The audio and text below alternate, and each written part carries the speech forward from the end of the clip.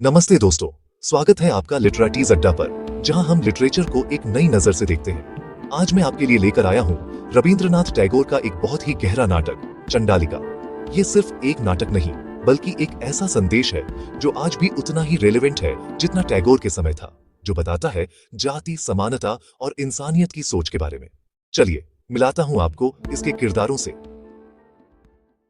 दोस्तों, चंडालिका एक एकांक वन एक्ट डांस ड्रामा है जो टैगोर ने 1938 में लिखा था। इसके मेन कैरेक्टर्स हैं प्रकृति, जो एक चंडाल अनटचेबल लड्डू की है, आनंद जो गौतम बुद्ध का भिक्षु शिष्य है, और माया जो प्रकृति की माँ है।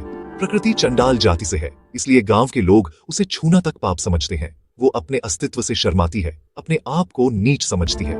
यही टैगोर का पहला पॉइंट है। जाति या जन्म से कोई बड़ा या छोटा नहीं होता। एक दिन प्रकृति कुआं से पानी भर रही होती है। वहां आते हैं आनंद, जो एक बौद्ध भिक्षु है। गर्मी से तपते हुए वो पानी मांगते हैं। प्रकृति हैरान हो जाती है।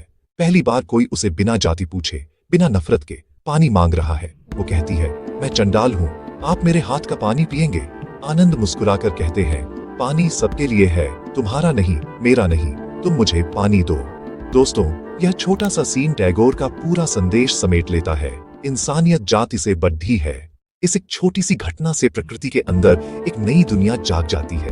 उसका आत्मसम्मान जाग उठता है। वो पहली बार सोचती है कि मैं भी इंसान हूँ, मैं भी इज्जत की हकदार हूँ। पर उसके साथ एक और चीज होती है, एक लगाव, एक आकर्षण आनंद के प्रति। वो सोचने लगती है, जो व्यक्ति मेरे जाति को नहीं देखता, शायद वही मेरा अपना है। प्रकृति अपनी माँ माया से जाकर कहती है कि वो आनंद को अपना बनाना चाहती है। माया उसे तांत्रिक विद्या देती है, एक प्रकार का एक्सोर्सिज्म, जिसका प्रयोग प्रकृति आनंद को बांधने के लिए करेगी। लेकिन यहां टैगोर एक मोरल लेसन देते हैं। प्रकृति जब आनंद पर मोहिनी मंत्र डालती है तो आनंद भी व्याकुल हो जाता है। उनका संतुलन हिलने लगता है और फिर प्रकृति को रियलाइज होता है कि किसी को बंधन में रखना, चाहे जाति का हो या प्रेम का, गलत है। प्रकृति अपनी गलती समझ जाती है और माया से कहती है, माँ, मुझे यह मंत्र तोड़ना है। अंत में वो आनंद को मुक्त कर देती है और सबसे बड़ी बात, वो अपने अस्तित्व को स्वीकार कर लेती है। अब वो शर्माती नहीं, बल्कि गर्व करती है कि वो भी इंसान है। दोस्तों, चंडालिका हमें बहुत ही गहरे संदेश देती है। समाज के जाति पाति के बंधन इंसानियत से बढ़े नहीं होते। आत्मसम्मान और स्वतंत्रता सबके लिए है, और प्रेम या लगाव भी तभी सुंदर है जब उसमें बंधन नहीं होता।